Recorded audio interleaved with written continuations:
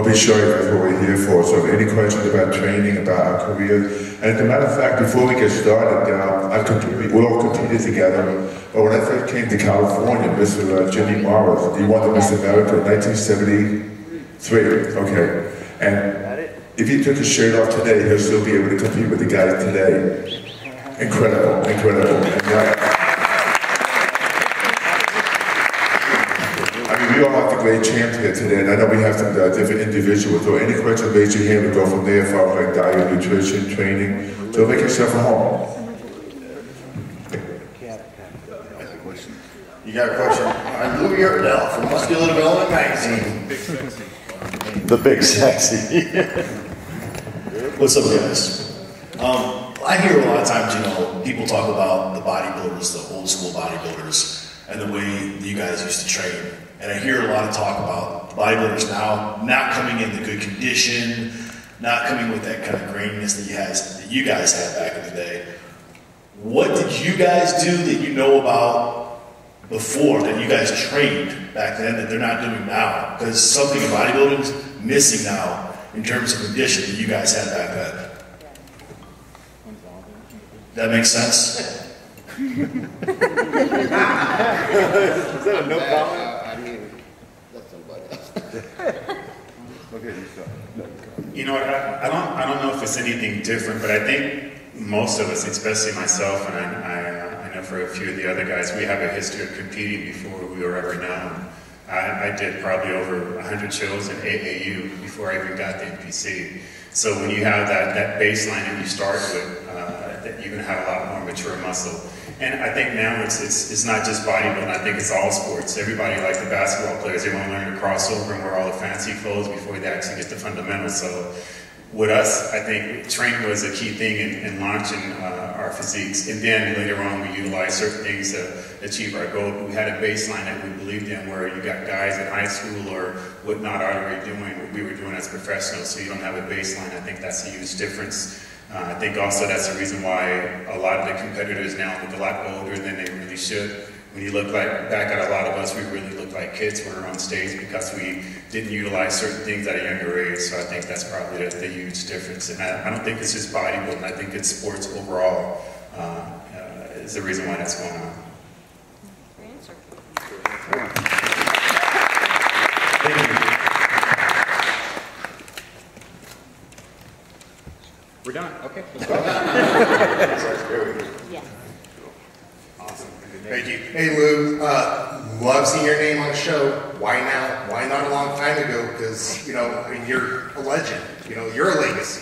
Well, you know, most of my career has been involved in show business, and I do a lot of speaking. So I loved one day to have a contest. So my son Lou approached me about 3 years ago with Chris. They wanted to talk about promoting a bodybuilding competition. And they mentioned about Santa Barbara because all my children, all my kids, my wife, one person trained it. And they came up with the idea, my son, about Ferrigno Legacy, a bodybuilding contest, because it's always been a dream of mine. And that's how it came about. And I said, listen, we're going to run a show. I want to do it with class. I don't want to have a show like a simple bodybuilding show where just have guys that should come on stage and then it goes like to 2 o'clock in the morning, something that had class.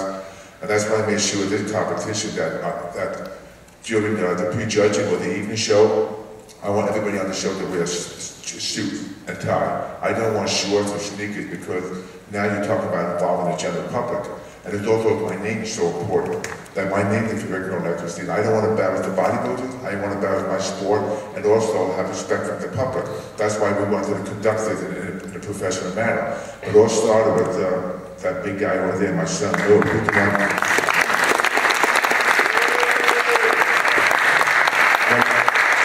When he was a kid, I was competing about 20 years ago in the Masters Olympia, in Miss Olympia. He didn't want to be interviewed, and he said, you know, he looked at me, he said, working out always takes a lot of your time. But little did I realize that he ended up becoming a very fine actor, as well being a big supporter of bodybuilding and promoting competition. Who would imagine such a thing? So I'm very grateful to have him. And also, this guy here, he promotes the Tahoe Reno show.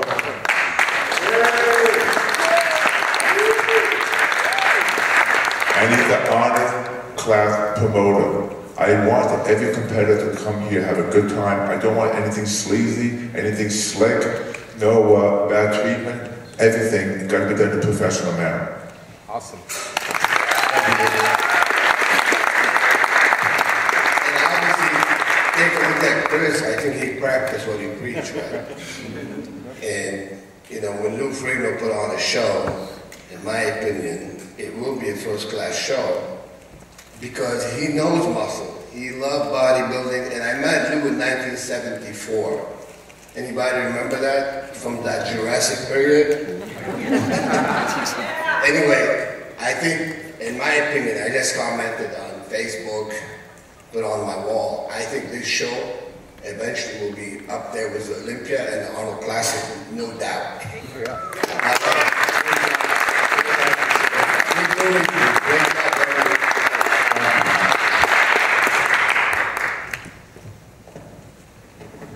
Hi, my name is Patrick Spearman. First, I want to say I'm from Minnesota, and I had met Samir back in 1983. He was doing a guest posing at a competition, and you had just won a big event, and you looked wonderful, by the way. So it's fun to see you today. But I guess the question I have for Lou is what he sees himself doing here, going forward into the future with himself and his career.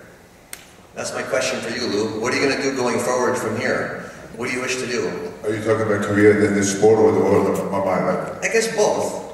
Well, Patrick and I are involved in a great company called COAC. It's about StopBleeding.com. I don't know if you guys know about this. That any kind of laceration, any kind of cut that will stop bleeding, because, you know, myself being a deputy sheriff for the last 10 years, it's very vital for every person. And that's a good question, because in the future I want to get back. My goal is to continue making movies, and like Samir said, I want to take theater more into the mainstream. My goal is to have a show like that, to have a big expo. Medical, chiropractor, equipment, supplement, everything. And then also my life, because I'm 63 now. I'm not going to sit around when I'm 85, 87, look back and say, if I want to accomplish everything I can do now, because my motto is that every day enjoy to the fullest, because you never know what happens tomorrow. And all we have in life is people. I mean, everything else is secondary. And we treasure what we have, because recently, the last 3 or 4 years, we lost some legends in our sport. Like a lot of these guys, Shawn, Leroy, Howard Paul, they all competed over the years, and were like friends of mine. And so this is what we have left, is like a brotherhood. So this, to me, this is my passion, this is home, this is my life. Showbiz is great, but you never forget your roots in bodybuilding. Like Joe Reed always told all of us, never leave the sport of bodybuilding. It made you who you are, and be passionate about it. That's the best advice that Joe gave me. And this gentleman here I've known for a long time, because he's taken care of Joe Reed, so he shared, and he's known, what all of us gone through. And I'm glad all of us are very successful, because when I first started in the sport, there was no money involved. I mean, you work out, you have a job, but today you have like first prize, like the Miss Olympia, $130,000, $150,000. Now you have a chance to make money, you get endorsement supplement. And that's why the beauty about now is the fact that all of us, like your career is not over to 25 or 30, because years ago they had the Miss Olympia, like 1966, because in those days, Mr. Universe were retired, so Joe initiated Miss Olympia to have the bodybuilder keep competing, make a comeback. But now the age category is 20, 30, 40, 50, 60, 70, and it makes me feel good, because as a kid, I thought the cutoff competing age was like maybe 35, 40. But we've taken it to the next level, which I'm very proud of, because life is all about what you have, it's your body, it's your mind. If you don't take care of this, you got nothing. So that's what I get. Yeah, just like an example, you guys said that the open category, keep an eye on it tonight. Those guys could have easily competed with the open category and won. It's pretty incredible. It's awesome what we're seeing. Can I make a comment? Yeah.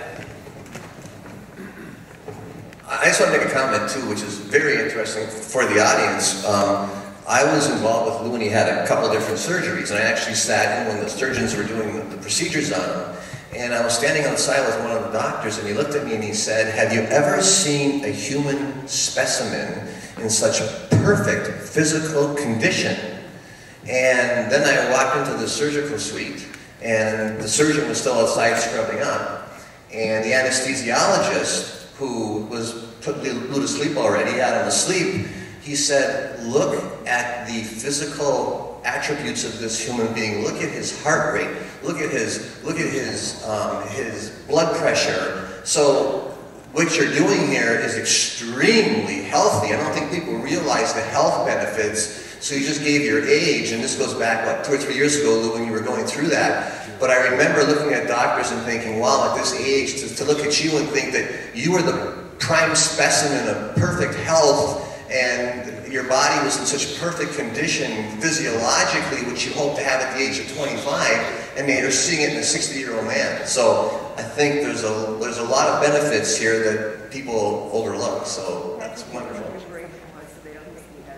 Oh, okay. No, it was nothing. The surgery was that this is how I met Lou. I was the CEO of a company that had created an implantable hearing device, and it's not a cochlear implant, but what it does is it used the natural eardrum to enhance hearing. So what we did with Lou is, rather than having a microphone for a hearing aid, we implanted behind his ear a sound processor, and then we put a sensor on his eardrum. And all we're doing is sensing the vibration of his eardrum, and then we're taking that vibration, sending it to the microprocessor, and then sending it to a piston that was mounted on the stapes going to his cochlea. And all we did was we took the same vibration his eardrum would normally vibrate, yours or mine would, and all it would do is it would vibrate the cochlea, and then the cilias inside the cochlea, little hair cells, would vibrate harder and send the message to the brain. So now Lou, he hears the same sounds that we hear. So that's how I got involved, and Carla asked if I would. So it's not what I heard on Facebook about him getting the facelift.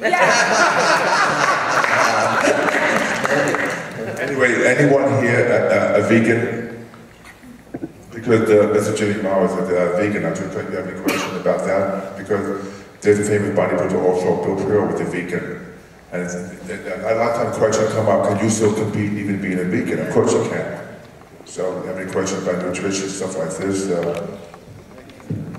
Anything to say, Jimmy? You look so good. I want to look like you. I mean, and Corney was, when you were pumping iron, you were like 41, right? Yeah, could you imagine that, 1975? That's when I get my inspiration. And in the movie, I looked at him, I said to myself, I'm 23, but 44, still able to compete. And he's the greatest coach of all time. It's good to see that image of you and Arnold squatting and pumping iron and falling on the floor.